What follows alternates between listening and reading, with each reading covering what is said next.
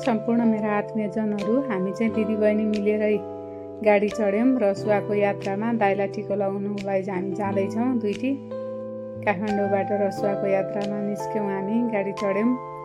त्यसपछि डाँडापाखाको भ्यूहरू हेर्दै हेर्दै हामी रसुवातर्फ लाग्यौँ। रमाइलो यात्रा भइरहेको छ हाम्रो।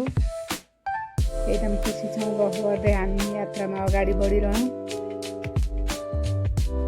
भ्यूहरू हेर्दै हेर्दै त्यसपछि दाइको घरमा मैले माला टिपेँ, फुल टिपेँ, माला उन थालेँ।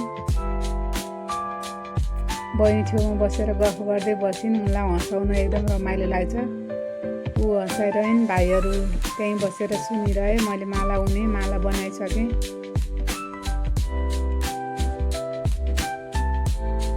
त्यसपछि हाम्रो चाहिँ यसरी ओखर पूजा गर्ने चलन छ। बिमिर भयो, बिमिर पनि पूजा गर्थ्यौँ। अनि त्यसपछि दियो कलश गणेश गरेर अनि हामीले यसरी छेक्ने चलन छ।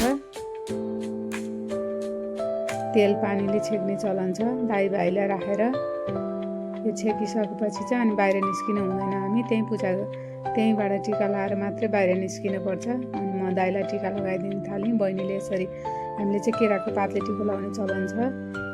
त्यही अनुसार केराको पात बनाइदियो विक्रम भाइले। अनि त्यसपछि म टिका लगाउन थालेँ। बहिनीले केराको पात समातिन् सिधा बनाउनुको लागि। भाउजू हेर्दै हुनुहुन्छ। कुन टिका लाउने, कुन टिका भन्नु, म अलमल परिपरि टिका लगाइरहेको छु।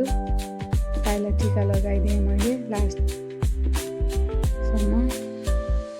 त्यसपछि बहिनीले एउटा टिको लगाउँछु भनेर बहिनीले एउटा टिको लगाइन् लास्टमा।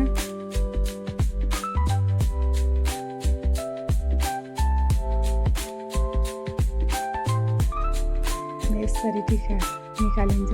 राम्रो भएछ टिका भनेर मक्क परेँ म पनि। सिधा भएछ। त्यसपछि हामीले भाउजूलाई टिका लगाइदियौँ। दाइलाई जस्तै गरेर भाउजूलाई टिका लगाइदिने चलन छ हाम्रो चाहिँ। अनि दुईजना मिलेरै हामीले भाइलाई पनि टिका लगाइदियौँ।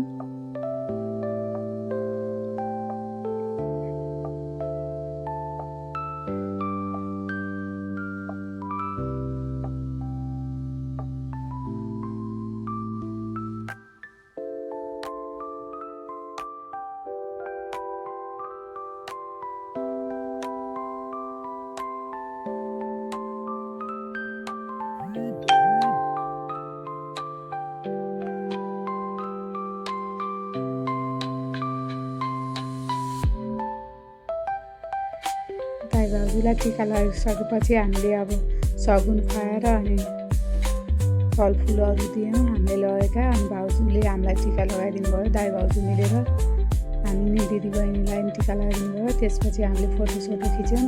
त्यसपछि बहिनी अन्जुले दुई भाइहरूलाई टिका लगाइदिन्। त्यसपछि हामीले पालैसित फोटोहरू खिच्यौँ। पालोसँग भाउजू, दिदीबहिनी, भाउजू, बहिनी, हामी दिदीबहिनी, दुईवटा भाइहरूसँग, भाउजू बहिनीसँग हामी दिदीबहिनी मिलेर यसरी सबै ग्रुपमा फोटो खिच्यौँ। अनि हाम्रो तिहार